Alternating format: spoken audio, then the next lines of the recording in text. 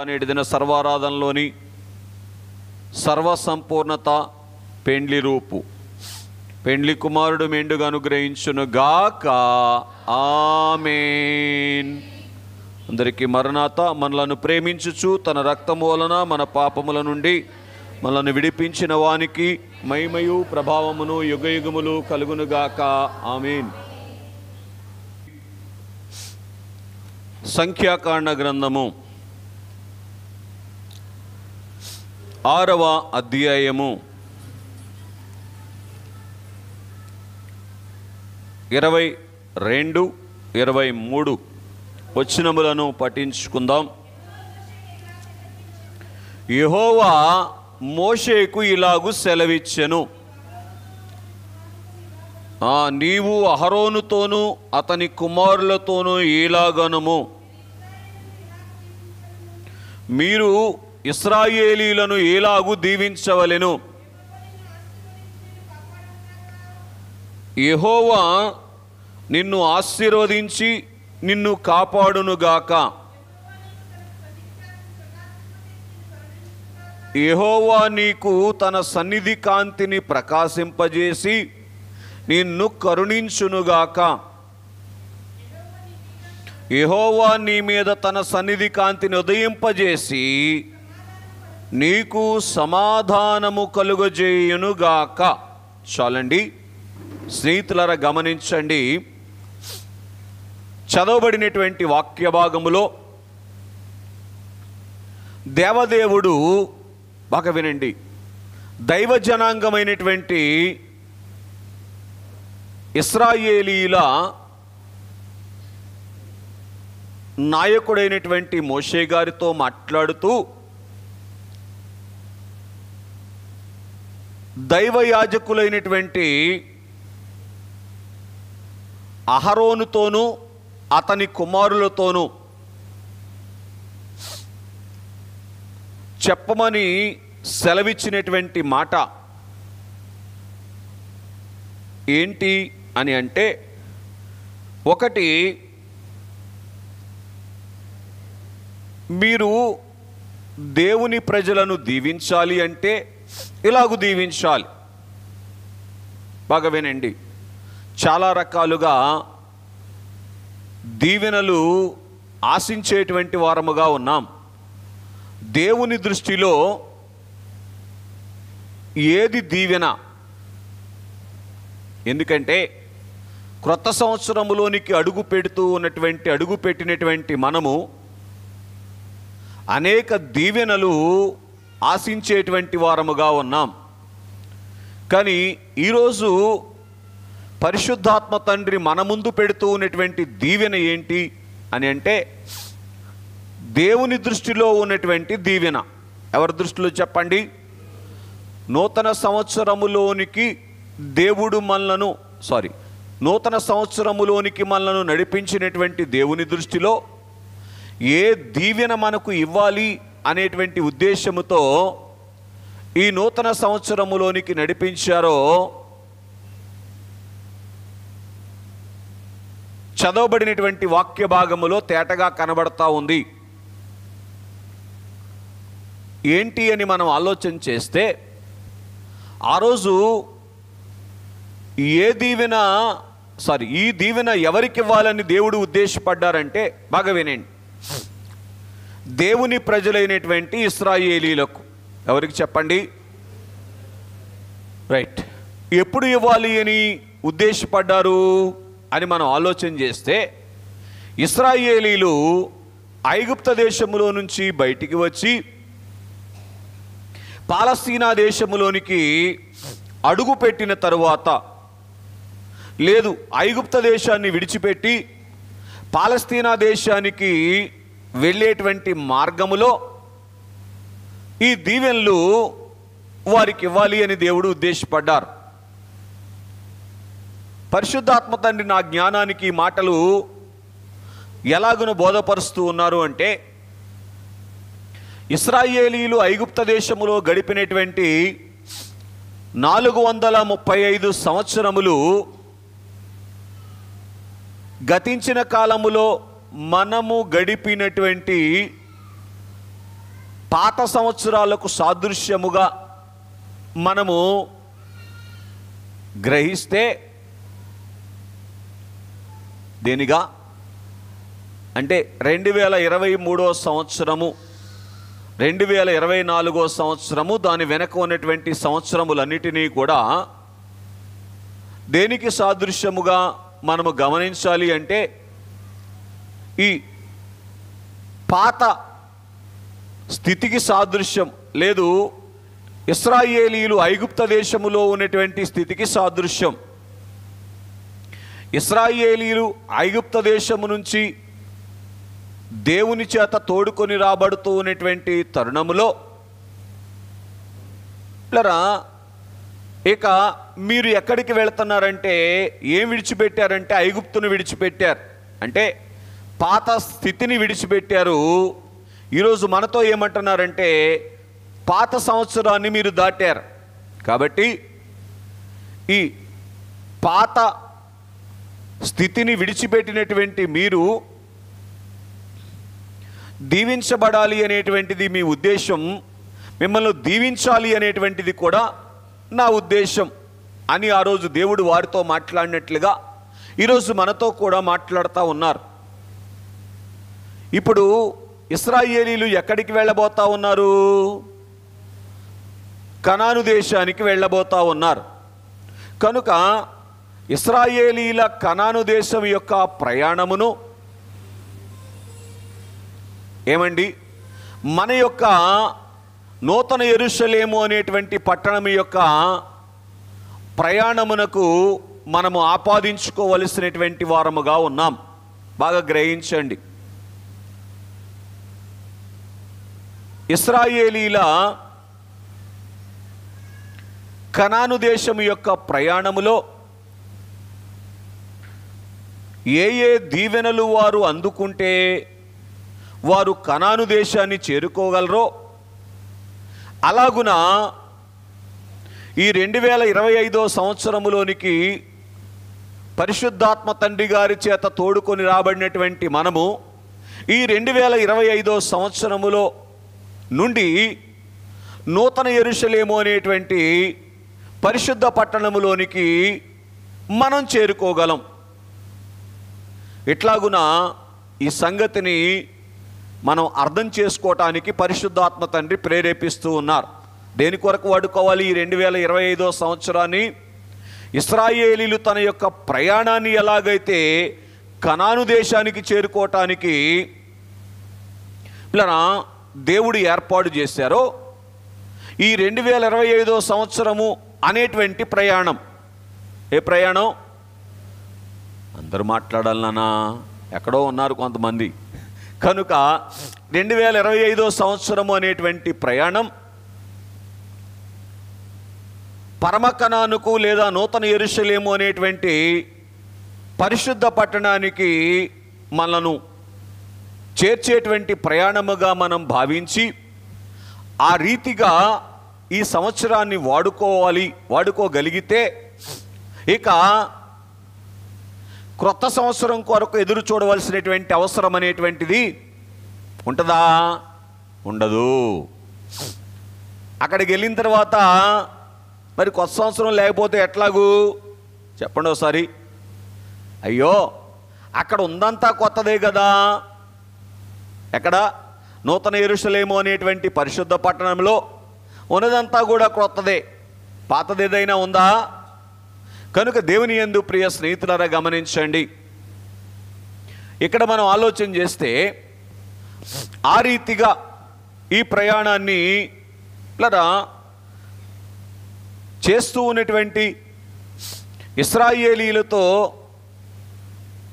దేవుడు మీరు ఏ దీవెన అందుకోవాలని చెప్పారో నేనేమంటానంటే ఈరోజు మనలను కూడా అదే దీవెన అందుకోవాలి అని దేవుడు ఉద్దేశపడి మాటలు మన ముందు పెడతా ఉన్నారు. ఏంటి ఆ దీవెన? చూడండి, మొదటిగా మనం చదువుకున్నప్పుడు 23వ వచనములో యెహోవా నిన్ను ఆశీర్వదించి నిన్ను కాపాడునుగాక. బాగా వినండి. దేవుని ఆశీర్వాదము ఎలా ఉండాలి అని దేవుడు ఉద్దేశపడుతున్నారంటే ప్లరా దేవుని ఆశీర్వాదం నాకున్నది అంటే ఏ స్థితిలో ఉండాలి అని దేవుడు ఉద్దేశపడుతున్నారంటే దేవుని కాపుదల కలిగినటువంటి వారముగా ఉండాలి. బాగా గ్రహించండి, దేవుని కాపుదల కలిగి ఉండటమే దేవుని యొక్క ఆశీర్వాదాన్ని కలిగి ఉండటం. ఇది ఎవరి మాటలు? దేవుని మాటలు. మన దృష్టిలో ఆశీర్వాదాలు ఏంటి అనేటువంటిది అవి పెద్ద ఉపయోగకరమైనటువంటివి ఏమీ కాదు. ఎందుకంటే దేవుడు సర్వజ్ఞాని, ఆయన జ్ఞానము అపరిమితమైంది, మన జ్ఞానము పరిమితమైనటువంటిది. రెండవదిగా 25వ వచనములో ఉన్నటువంటి సంగతి, యెహోవా నీకు తన సన్నిధి కాంతిని ప్రకాశింపజేసి నిన్ను కరుణించునుగాక. రైట్. కనుక రెండవ పిల్లరా దీవెన ఏంటి అని అంటే దేవుని కరుణ మనకు దొరకాలి. లేదు, దేవుని కరుణను మనము పొందుకున్నటువంటి వారముగా ఉండాలి. ఆ రోజు ఇశ్రాయేలీలు, ఈరోజు మనము కూడా దేవుని యొక్క కరుణను పొందుకున్నటువంటి వారముగా ఉంటే ఈ క్రొత్త సంవత్సరము పిల్లరా కొత్త సంవత్సరం కొరకు ఎదురు చూడవలసినటువంటి అవసరము లేనటువంటి క్రొత్తదైనటువంటి సంవత్సరముగా ఉంటుంది. దేవుడు కరుణామయుడా కాదా? దేవుడు కరుణామయుడే. కనుక మరి దేవుని కరుణ అందుకోవటం ఏంటి? దేవుడు కరుణామయుడే కానీ దేవుని యొక్క కరుణను మనము అపేక్షించేటువంటి వరుసలో నుండి లోనికి వచ్చి దేవుని కరుణ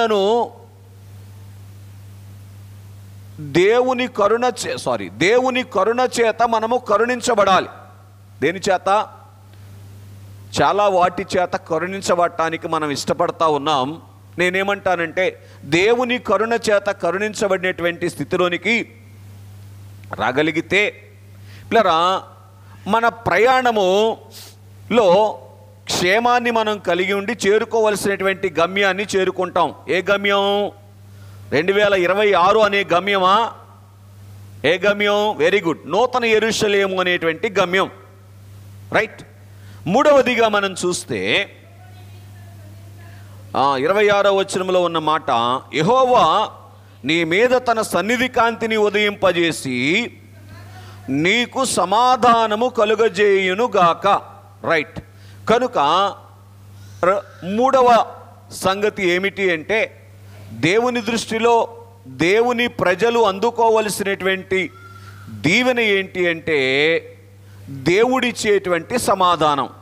ఎవరిచ్చే సమాధానం? రైట్.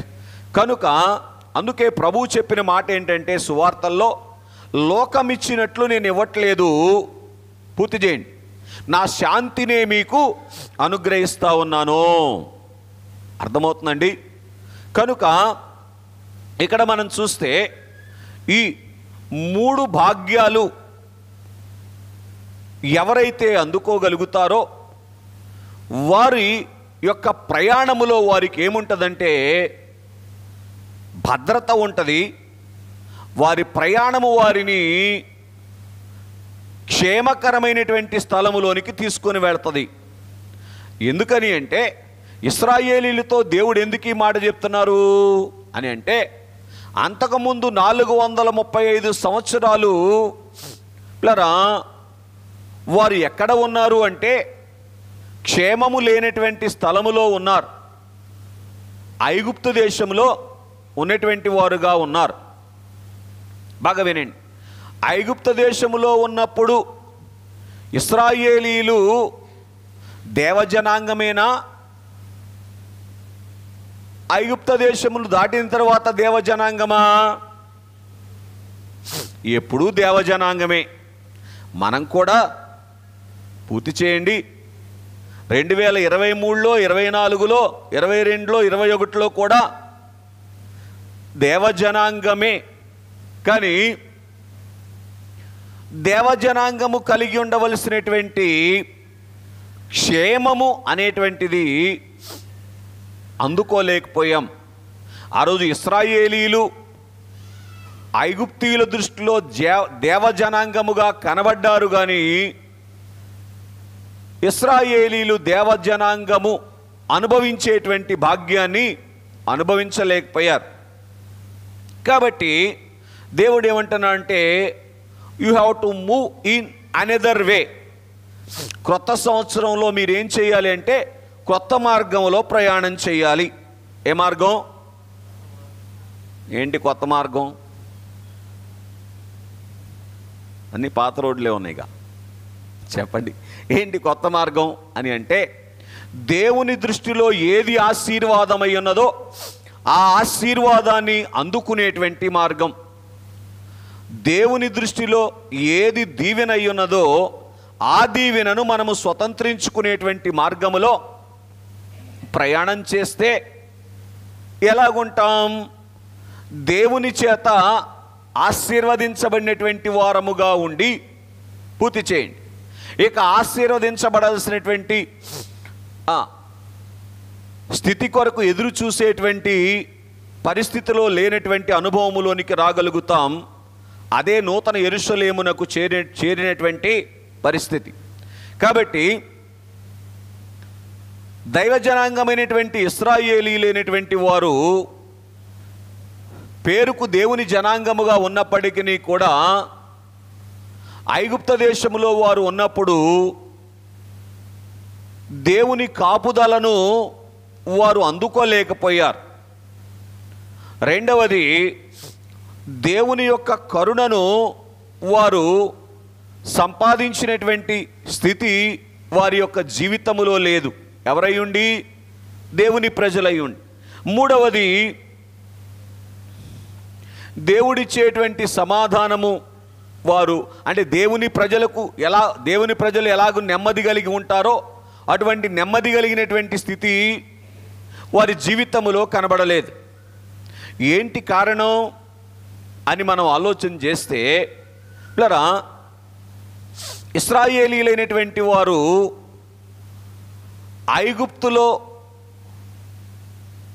వారికి అనుగ్రహించబడినటువంటి ఉద్యోగాలను బట్టి, వారికి అనుగ్రహించబడినటువంటి ఉద్యోగము ద్వారా లేదా పనిపాటల ద్వారా వారికి అనుగ్రహించబడినటువంటి ధనమును బట్టి, ఆహారమును బట్టి, పిల్లరా, వసతిని బట్టి వీళ్ళు ఏ స్థలములో ఉన్నారు? ఐగుప్తులో గోషేను ప్రాంతంలో ఉన్నారు. గోషేను ప్రాంతం ఏ ప్రాంతం అంట? అయ్యో, ఆదికాండ గ్రంథం బహుశా 46వ అధ్యాయములో ఫరో అంటాడు, ఈ దేశం నీ యొక్క సమస్తములో కూడా శ్రేష్టమైనటువంటి గోషేను ప్రాంతంలో నీ యొక్క ప్రజలను ఉంచు అని యోసేపు గారితో దేవుడు మాట్లాడతారు. ఐగుప్తులోనే శ్రేష్టమైనటువంటి ప్రాంతంలో వాళ్ళు నివాసం చేస్తూ ఉన్నారు. అయినప్పటికీ కూడా అవసరమైనటువంటి కాపుదల లేనటువంటి వారుగా ఉన్నారు. అక్కడ ఉన్నటువంటి పరిస్థితుల్లో నుంచి వాళ్ళు కాపాడబడలేదు. వారికి ఎదురైనటువంటి కష్ట నష్టాల్లో నుంచి కాపాడబడలేదు. సరిపద నిర్గమాకాండ గ్రంథం 1వ అధ్యాయములో వ్రాయబడినటువంటి మాట, వారి ప్రాణాలు విసిగిపోయాయి అనేటువంటి మాట మనం చూస్తూ ఉన్నాం. ఎవరి ప్రాణాలు? దేవుని ప్రజల యొక్క ప్రాణాలు. అర్థమవుతుందండి? ఇప్పుడు ఆలోచన చేయండి, ప్రాణాలు విసిగిపోయినటువంటి స్థితి అనేటువంటిది దేవుని ప్రజల యొక్క స్థితినా? అలాగైతే వాట్ అబౌట్ అవర్ సెల్ఫ్? మన సంగతి ఏమిటి? మనమే స్థితిలో ఉన్నాం అని కొంచెం ఆలోచన చేయగలిగితే, దేవుని పిల్లరా, నాటి కాలంలో ఇశ్రాయేలీలైనటువంటి వారు ఐగుప్తు ఇచ్చేటువంటి దానిని బట్టి మేం కాపాడబడతాం, పర్వాలేదు, మా యొక్క జీవితాలు సేఫ్ జోన్లోనే ఉంటాయి అని ఆలోచన చేసినటువంటి వారుగా ఉన్నటువంటి కారణము, దేవుని యొక్క కాపుదల వారు అందుకోలేకపోయారు. ఇక్కడ నేను ఒక ప్రశ్న, ఐగుప్త దేశంలో ఇశ్రాయేలీలు ఉన్నప్పుడు దేవుడు ఇశ్రాయేలీలతో ఉన్నారా లేదా? ఉన్నారా లేదా? పోనీ 2024 సంవత్సరంలో దేవుడు మనతో ఉన్నారా లేదా? ఆహా. మరి ఉంటే ఎందుకని ఎక్కడ వేసిన గొంగళి అక్కడ వేసినట్లుగానే ఉంది అని అంటే, పిల్లరా, ఈ 2024 సంవత్సరములో మనకున్నటువంటి వాటిని బట్టి మనము కాపాడబడతాం అనే ఉద్దేశంతో ఏం చేశాం? మనకున్నటువంటి వాటి కొరకు, దేవుడు మనకిచ్చిన వాటి కొరకు అంటలేదు సుమా. ఎందుకు అంటలేదో మీరు అర్థం చేసుకోవాలి. మనకున్నటువంటి వాటి కొరకు ఎక్కువ ప్రయాసపడ్డామా? లేదు. దేవునితో గడపడానికి ఎక్కువ ప్రయాసపడ్డామా అనేటువంటిది మనం కొద్దిగా ఆలోచన చేస్తే ఆటోమేటిక్గా మన మనస్సాక్షి మనకు బోధిస్తుంది. ప్రతి భక్తుని యొక్క మనస్సులో ఏం పెట్టారంట? దేవుడు మనస్సాక్షి అనే మరబెట్టాడు. ఏమండి, దానికి ముసుగు వేయకుండా దానికి కొంచెం పనిపెట్టేటువంటి వరుసలోనికి రాగలగాలి. కనుక ఎలాగున దేవుని స్నేహితులరా, ఇశ్రాయేలీలు కూడా యెహోవా తమకు దేవుడుగా కలిగి ఉండి, ఇంకొక మాట, ఒక చక్కని సంగతి రాయబడింది, యెహోవా తనకు దేవుడుగా గల జనులు ధన్యులు అని బైబిల్ తెలియచేస్తూ ఉంది. అంత గొప్ప ధన్యత ఉన్నప్పటికీ కూడా దేవుని ప్రజలకు ఎటువంటి కాపుదల ఉంటుందో అటువంటి కాపుదల లేదు. ఎవరు పెత్తనం చేశారు కాపుదల లేదంటున్నాను? అందులో చిన్నగా కనపడుతున్నాను, ఇందులో పెద్దగా కనపడతా. ఇటు చూడండి. కనుక దేవుని పిల్లరా గమనించండి. సరే, దేవుని ప్రజలైనటువంటి ఇశ్రాయేలీలైనటువంటి వారిని పిల్లరా ఐగుప్తీయులు కాపాడాలి అని అనుకున్నారు.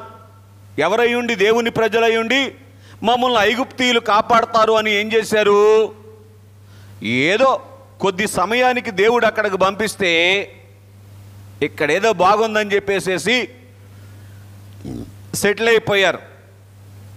కనుక దేవుని స్నేహితులారా గమనించండి, ఏం జరిగిపోయింది అని మనం ఆలోచన చేస్తే, వెళ్ళగా వెళ్ళగా చేతిలో కర్రే పామైనట్టుగా దేవుని పిల్లరా దేవుణ్ణి విడిచిపెట్టి దేవుడు అనుగ్రహించినటువంటి సదుపాయమును వారు దేవుడుగా భావించి వీటి ద్వారా మేము కాపాడబడాలి అనేటువంటి స్థితి ఏమైపోయింది అంటే వారే శత్రువులుగా మారిపోయారు. రాకడ కాలములో ఎవరైతే దేవుణ్ణి విడిచి దేవుడిచ్చినటువంటి వాటి ద్వారా మేము మేలు పొందాలి అని అనుకుంటారో వారికి దేవుడిచ్చినటువంటివన్నీ కూడా ఏమైపోతాయని దైవజనులు చెప్పారు? కనుమరుగైపోతాయి అని చెప్పారు. కనుక పనిపాటలకు కరువు అయినట్టి కాలము వచ్చును తెలుసునా అన్నారు రాకడ కీర్తనలో. ఎందుకో? పనిపాటలు దేవుని కన్నా ఎక్కువైపోయినటువంటి పరిస్థితి. ఒకరోజు ఏమైపోతుంది చెప్పక తప్పదు.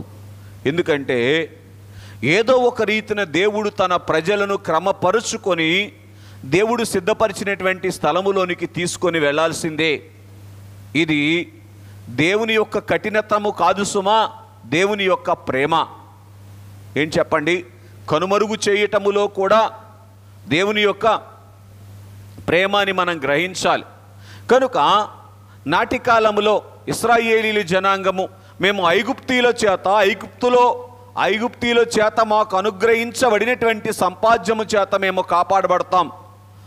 We will be in the safest zone in all time అనేటువంటి ఆలోచనలో వారు ఉన్నారు.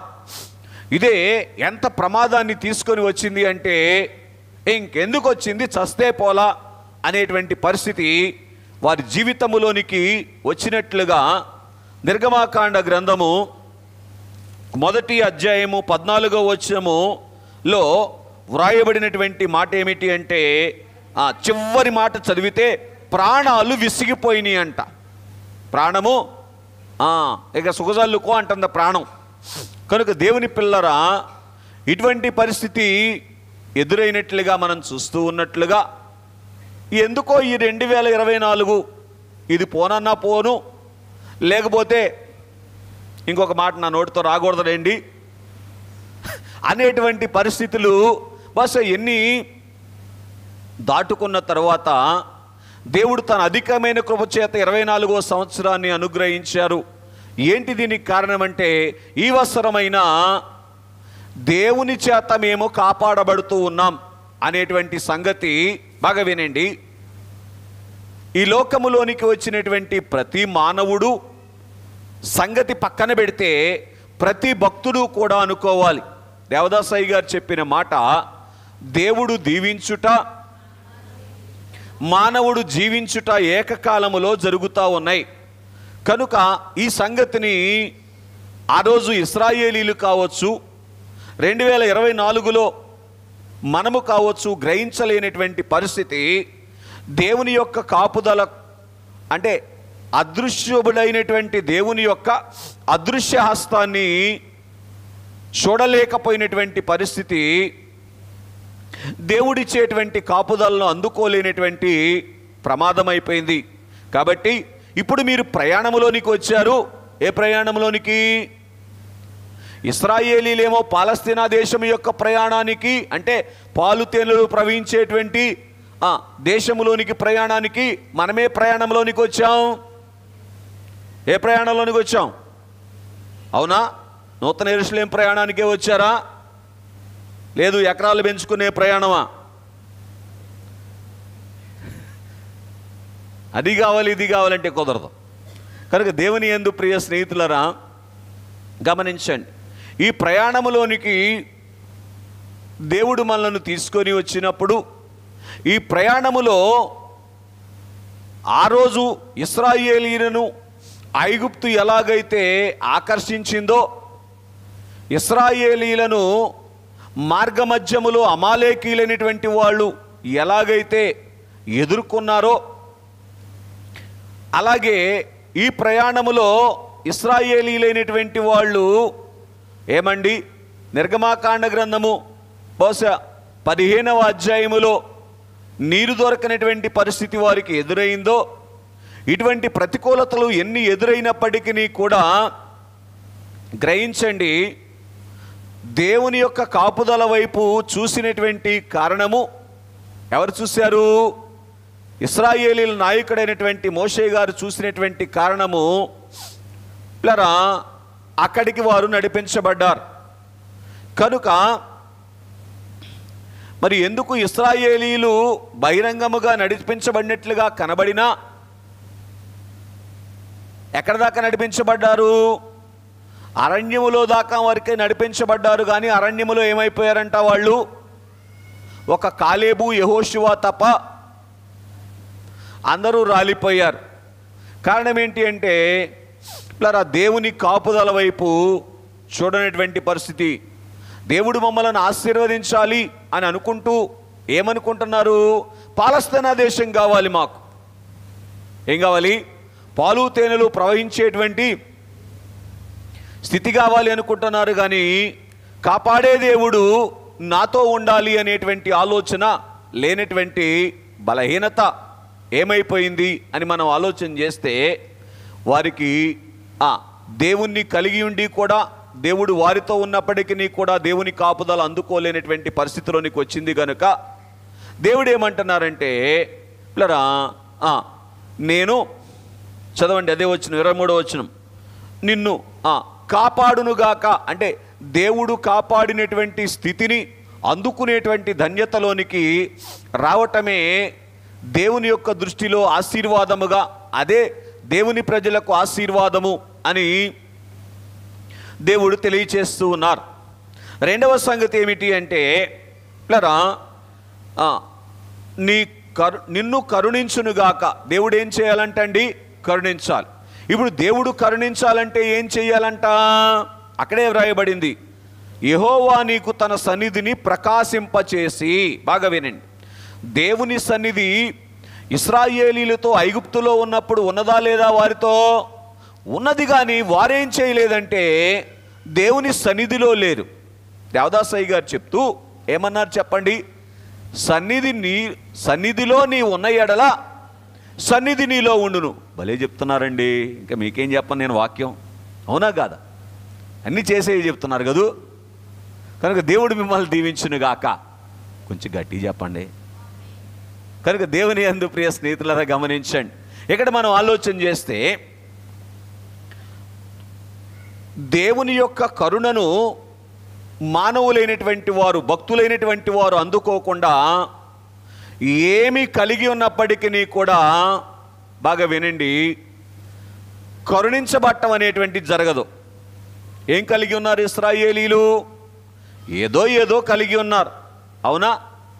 ఇన్ని కలిగి ఉన్నప్పటికీ కూడా చేతి నిండా పని కలిగి ఉన్నారు ఐగుప్తులో. ఏమండి, ఇంకా వారి యొక్క సంతానం ఏమైందంట?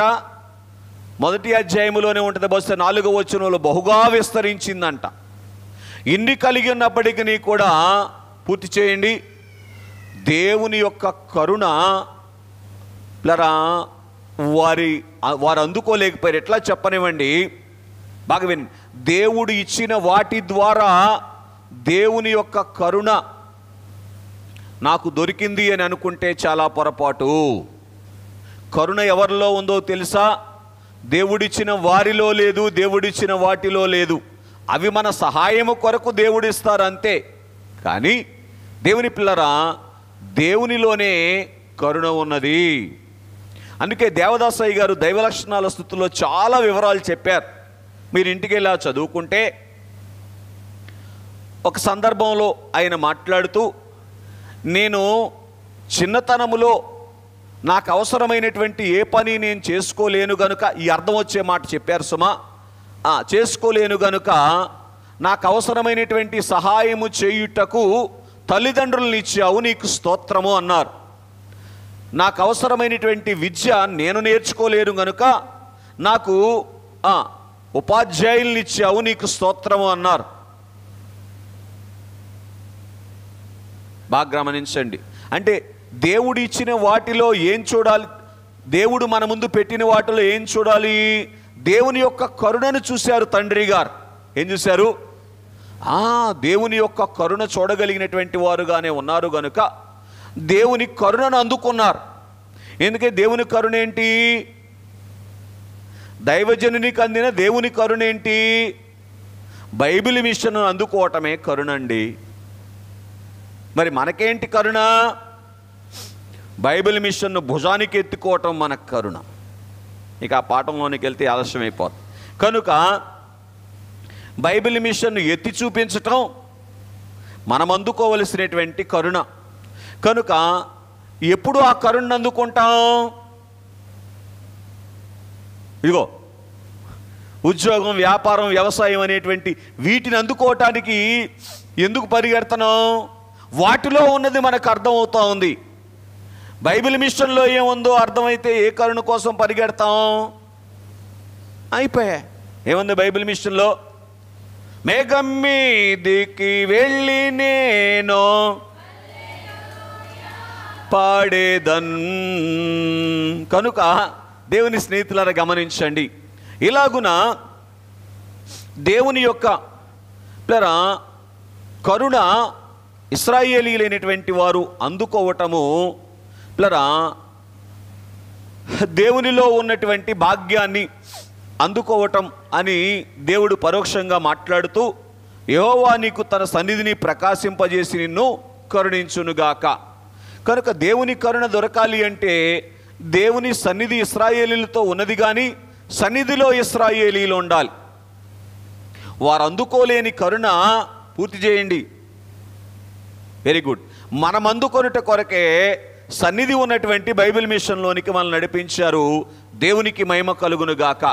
ఈ 2025వ సంవత్సరంలో దేవుని యొక్క కరుణ దొరికినటువంటి స్థితి అని అంటే ఏంటి అంటే, బైబిల్ మిషన్ అనుభవములో మనం ప్రయాణం చేయటమే. ఏ ప్రయాణం?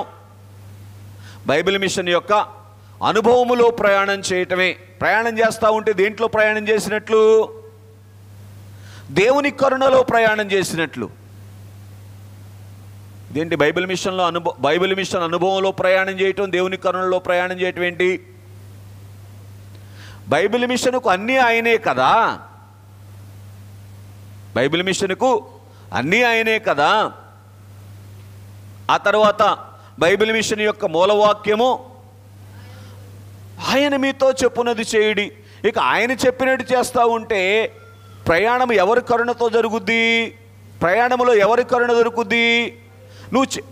ఒకసారి ఇటు చూడండి, నాకు వెళ్ళి గుండె మీద చేసి, అయ్యా నేను నువ్వు చెప్పినట్టు అన్ని విషయాలు చేశాను, నువ్వెందుకు నన్ను కరుణించలేదు అని ఎవరన్నా చెప్పగలిగితే చాలా సంతోషం. చెప్పగలిగినటువంటి ఆయన ఒకే ఆయన ఉన్నారు, దేవదాసయ్య గారు. అర్థమవుతుందండి? అందుకే దేవుని యందు ప్రియ స్నేహితులరా, శూన్యములో నుంచి సృష్టిని కలుగజేసినటువంటి దేవుడు ఎంత మహిమను చూపించారో అపార్థం చేసుకోకండి. శూన్యములో బైబిల్ మిషన్ అందుకున్నటువంటి తండ్రి గారు కూడా అంతే మహిమను చూపించారు. దేవునికి మహిమ కలుగునుగాక. అర్థమవుతుందండి? నిజం స్నేహితులారా, బాగా గమనించండి. దేవుని యొక్క కరుణను దేవుడు ఏ రీతిగా కనుకరించగలడు అంటే, పిల్లరా, ఏమీ లేకపోయినా కనుకరించగలరు, అన్నీ ఉన్నా కనుకరించగలరు. అంటే కేవలము ఆయన కరుణను బట్టే నేను నడుస్తూ ఉన్నాను అనేటువంటి స్థితిలోనికి వచ్చినప్పుడు దేవుని కరుణ దొరుకుతుంది. చూడండి, ఈ ఉన్నవాటిని ఉన్నవారిని బట్టి నేను నడుస్తున్నాను. ఏంటది? ఉన్నవాటిని ఉన్న వారిని బట్టి నేను నడుస్తున్నాను అని అంటే వేటి కరుణలో ఉన్నట్టు? ఉన్న వాటి యొక్క ఉన్న వారి యొక్క కరుణ. అర్థమవుతుందండి? బాగా గమనించండి. కనుక ఇక్కడ మనం ఆలోచన చేసినటువంటి వారముగా ఉన్నట్లయితే పిల్లరా, దేవుని యొక్క కరుణను అందుకునేటువంటి స్థితిలోనికి రాగలగాలి అని అంటే దేవుని సన్నిధిలో కూర్చున్నప్పుడు ఏం కనబడుతుంది? అయ్యో, దేవదాసయ్య గారు ఏం పాడారు? యేసును కొన్నదంతయు అయిపోయా, యేసును కొన్నదంతయు మనదే కదా.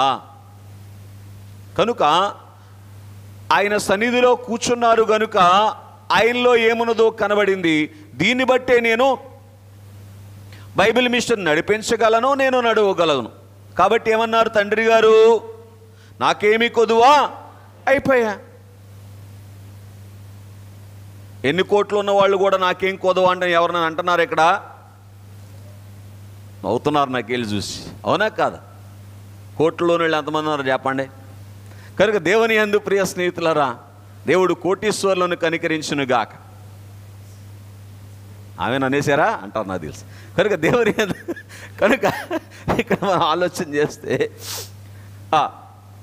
ఇలాగున మూడవదిగా మనం చూసినప్పుడు,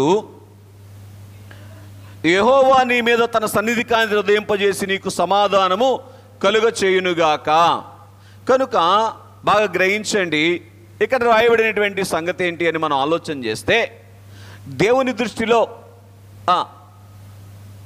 దీవెన ఏంటి అంటే సమాధానంగా ఉండటం, ఏ సందర్భములో కూడా కలవరం లేకుండా ఉండటం.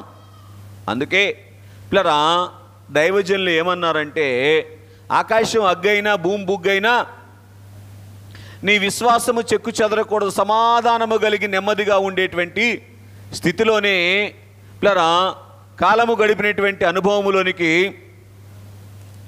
రాగలిగినటువంటి అనుభవం అనేటువంటిది దైవజనుని దగ్గర మనం చూస్తూ ఉన్నటువంటి వారముగా ఉన్నాం. కనుక ఇక్కడ మనం చూస్తే దేవుని ప్రజలకు ఏ విషయంలోనైనా కలవరం ఉంటుందా? మరి ఎందుకని ఇశ్రాయేలీలు నీళ్లు చేదుగా ఉన్నా కలవరపడ్డారు. ఆహారం దొరకపోయినా, మాంసం లేకపోయినా ఎందుకు తీసుకొచ్చా మమ్మల్ని ఎక్కడికి అన్నారు? అవునా కాదా? సరే, ఇశ్రాయేలీల సంగతి పక్కన పెట్టండి, వాళ్ళు పెద్ద భక్తులు. మన సంగతి ఏంటి? ఏదైనా ఒక చిన్న లోటు ఎదురైతే అయిపోయింది ఇక నా పని. ఏంటది? ఈరోజు 1000 రూపాయలు రావాలంటే 1000 రూపాయలు సంపాదించకపోతే కష్టమైపోద్దండి ఇక అనేటువంటి పరిస్థితి, కలవరం ఎందుకు వస్తూ ఉంది పిల్లరా అని మనం ఆలోచన చేస్తే, పిల్లరా దేవుడు అనుగ్రహించేటువంటి సమాధానము దేవుని యొద్ద నుండి అందుకోలేనటువంటి పరిస్థితి. అందుకే రాకడ ప్రార్థనలో బహుశా మన శుక్రవారం అనుకుంటా మీతో మాట్లాడటం జరిగింది. ఐహిక విచారము అనేటువంటి అంశం మీద తండ్రి గారు చాలా విషయాలు మాట్లాడారు. కనుక పెనిమిటి మారు మనసు పొందకపోతే, పిల్లలు మాట వినకపోతే విచారం వచ్చింది అంటే పరలోకానికి విచారం కలుగుద్ది. ఉంటాయా? ఇవన్నీ ఉండవా? ఉంటాయి అంట. మరి ఉంటే కూడా పరలోకానికి విచారం కలగకుండా ఉండాలంటే ఏం చేయాలి అంటే, అయ్యో నేను చేయాల్సింది నేను చేశాను, నా ప్రభువు ఖచ్చితంగా తగిన సమయంలో చేస్తాడంటే అప్పుడు ఎలాగుంటాం? సమాధానం కలిగిన వారముగా ఉంటాం, నెమ్మదిగా ఉంటాం. కనుక ఎలాగున ఇశ్రాయేలీలైనటువంటి వారు మీరు సమాధానం లేనివారుగా ఉన్నారు. ఏముండి కూడా ఐగుప్తులో వాళ్ళకి ఏముంది? చేతి నిండా పని ఉంది, కడుపు నిండా ఆహారం దొరికే పరిస్థితి ఉంది. కూర కుండల దగ్గర మాకు ఫస్ట్ మాదే, తర్వాతే ఐగుప్తీయులది అన్నారు కదా, అన్నారా లేదా? వంట చేసేవాళ్ళు రుచి చూసాకైనా వెళ్ళేది అసలు వాళ్ళకే. కనుక దేవుని యందు ప్రియ స్నేహితులారా గమనించండి. కాబట్టి ఏం చెప్తూ మీకు ఈ మాట చెప్తున్నానంటే, ఇన్ని స్థితులుండి కూడా ఎందుకు దినదినము క్షణక్షణము భయము గుప్తిలో వాళ్ళు బతకవలసినటువంటి పరిస్థితి వచ్చిందో, ఈరోజు దైవ జనాంగమైనటువంటి ప్లరా దైవ భక్తుల విషయంలో కూడా ఎందుకు ఈ పరిస్థితి వచ్చింది అని అంటే, ప్లరా దేవుడిచ్చేటువంటి సమాధానమును అందుకోలేనటువంటి పరిస్థితి. కనుక నాటి కాలములో ఇశ్రాయేలీలకు దేవుడు ఇవ్వాలనుకున్నటువంటి దీవెన నేటి కాలములో మనకు కూడా ఇవ్వాలనుకుంటున్నటువంటి దీవెనలు ఇవి అని మనం గ్రహించాలి. కనుక మీరు బాగా గ్రహించండి. సరే, ముగించేస్తాను. అక్కడే ఎవరున్నారంటే మోషే గారు ఉన్నారు. ఎవరున్నారు చెప్పండి? మోషే గారు ఎవరు? మోషే గారు కూడా దేవుని బిడ్డే, ఇశ్రాయేలీలు దేవుని బిడ్డలే, అవునా? ఐగుప్తీయులు దేవుణ్ణి ఎరగినటువంటి వారు, దేవుని బిడ్డలు అయినప్పటికీ కూడా దేవుణ్ణి ఎరగినటువంటి వారు. మీరు బాగా గ్రహించండి. ఐగుప్తీయులకి కలవరం ఉంది, ఐగుప్తీయులకి కాపుదల లేదు, ఐగుప్తీయులకి కరుణ లేదు. ఎందుకు ఈ మాట చెప్తున్నారంటే, వాళ్ళు ఏమనుకున్నారంటే మొదటి అధ్యాయములో వీళ్ళు కన్నా పెరిగిపోయారంటే రేపొద్దున యుద్ధం వస్తే ఈ ఇశ్రాయేలీలు మా మీద యుద్ధం చేసి అయిపోద్ది మా పని అనేటువంటి కలవరం ఎవరికి ఉంది? ఇంకో భాషలో చెప్పండి, ఎవరు తమ మీద ఆధారపడి బతుకుతున్నారో వాళ్ళని చూసి భయపడుతున్నారు వీళ్ళు. ఇదేంటండి? ఎవరిని చూసి భయపడుతున్నారు ఐగుప్తీయులు? ఫరో గారు ఎవరిని చూసి భయపడ్డాడు? ఇశ్రాయేలీలను చూసి భయపడ్డాడు. ఎందుకు ఇశ్రాయేలీని చూసి భయపడ్డాడు? ఇశ్రాయేలీలు ఎవరి కరుణ మీద, ఎవరి చేతిలో ఉన్నటువంటి, ఏమనాలి దాన్ని, ఎవరి సహాయం ద్వారా జీవిస్తున్నట్లుగా కనబడుతుంది అక్కడ? ఐగుప్తీయుల సహాయం ద్వారా జీవిస్తున్నట్టు కనబడుతుందా? మరేంటి ఇశ్రాయేలీలు చూస్తే భయం వేస్తుంది ఫరోకి? ఇదేనండి దేవుడు లేని స్థితికి దేవుడు ఉన్న స్థితికి అర్థమవుతుందండి. ఎంతోమందిని బతికిస్తున్నట్టు కనబడతాం కానీ అర్థమైపోయింది. కనుక దేవుని పిల్లరా, మనం బతికించేటువంటి వారికి భయపడేటువంటి పరిస్థితి ఏంటి అని అంటే, దేవుణ్ణి కలిగి లేనటువంటి పరిస్థితి, దేవుడిచ్చేటువంటి కాపుదల లేనటువంటి పరిస్థితి. ఇప్పుడు సైన్యం ఫరో గారికి ఉందా, ఇశ్రాయేలీలకు ఉందా? భయపడేది ఎవరు? మోషే గారా, ఫరోనా? చూసారా ఎంత తేడా ఉందో? ముగ్గురు ఒకే చోట చూపిస్తున్నా మీకు. ముగ్గురిని ఒకే చోట పెట్టాడు. ఎవరిని? లోకాన్ని, సంఘాన్ని పూర్తి చేయండి, దేవుని సంఘాన్ని. అర్థమవుతుందా? కనుక దేవుని యందు ప్రియ స్నేహితులారా గమనించండి. ఇక్కడ మనం ఆలోచన చేసినటువంటి వారముగా ఉన్నట్లయితే, ఐగుప్తీయులకు ఎలాగైతే కాపుదల లేదు అని అనుకున్నారో, ఇశ్రాయేలీలు కూడా అదే పరిస్థితిలో ఉంది. ఏమండి, మరి మోషే గారి ధైర్యం ఏంటి? మోషే గారి ధైర్యం ఏంటి చెప్పండి? అయ్యో, నా దేవుడు ఉన్నాడు నాకు. ఏం చెప్పండి? చూసారా ఎందుకు, ఏ ధైర్యంతో వెళ్ళి ఫరో ఎదుట నిలబడ్డాడు, ఏ ధైర్యంతో వెళ్ళి చెప్పండి. ఇశ్రాయేలీలతో నిలబడ్డారు. మామూలు వాళ్ళు ఇశ్రాయేలీలు ఏమన్నా తేడా వస్తే అవునా కాదా? ఏం కాదా? సరే, కనుక దేవుని యందు ప్రియ స్నేహితులరా, ఏం కాదా చెప్పండి వస్తున్నా పిల్లరా. ఈ గొప్ప భాగ్యాన్ని వినండి. ఐగుప్తీయులు అందుకోలేనటువంటి ఈ 3 భాగ్యాలు, దేవుని ప్రజలుగా చెప్పుకుంటూ ఉన్నటువంటి ఇశ్రాయేలీలు అందుకోనటువంటి 3 భాగ్యాలు ఆ రోజు మోషే గారు ఎలాగ అందుకోగలిగారు పిల్లరా గ్రహించండి. ఈరోజు లోకమందుకోని ఈ 3 భాగ్యాలు, సార్వత్రిక క్రైస్తవ సంఘము అందుకోలేని ఈ 3 భాగ్యాలు బైబిల్ మిషన్ ఎందుకు అందుకోగలుగుతుంది? ఎక్కడికి వెళ్ళినా బైబిల్ మిషన్లోకి వెళ్ళాల్సిందే, తప్పదు. నాకు అయ్యగారు అడిగారు నన్ను, ఈ ప్రసంగాలు యూట్యూబ్లో చూస్తున్నారండి, ప్రతిదానికి బైబిల్ మిషన్లోకి తీసుకెళ్తారేంటి అన్నాడు.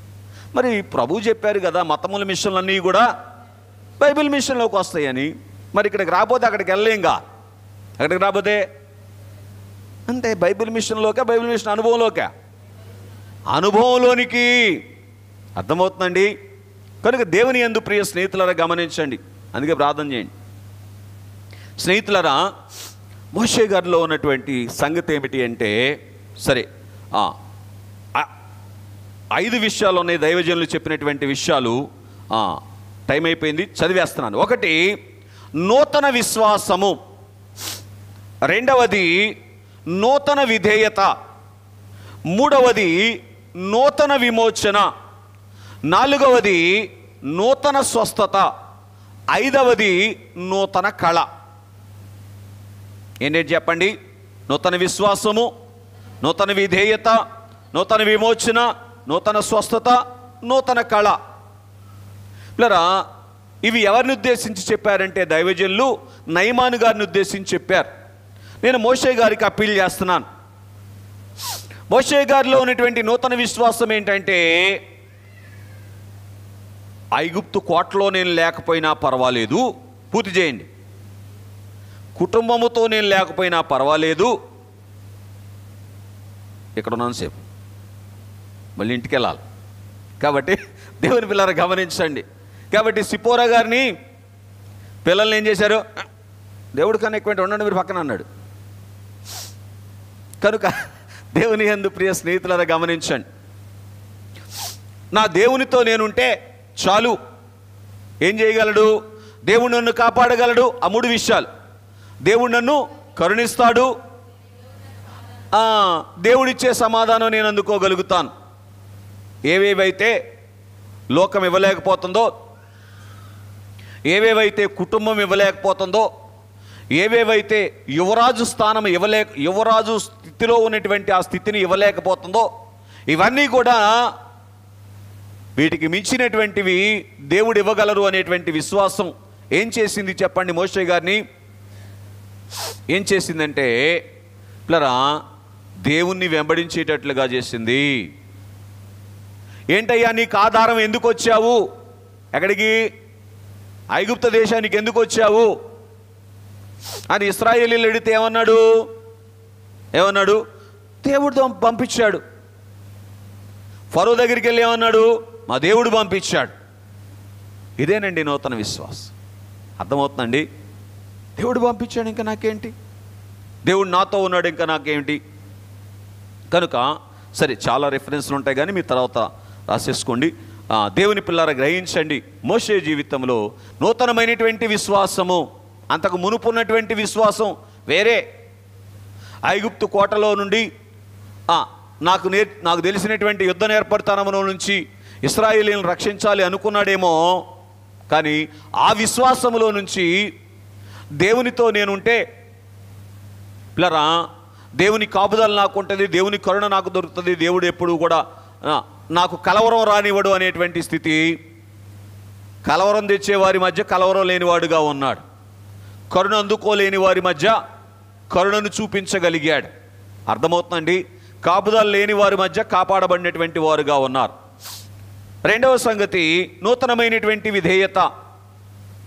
బహుశా 40 సంవత్సరాలు, మొదటి 40 సంవత్సరాలు కోటలో విధేయత చూపించాడేమో, రెండవ 40 సంవత్సరాలు ఇతరులకు విధేయత చూపించాడేమో, ఇక మూడవ 40 సంవత్సరాలు దేవునికి విధేయత.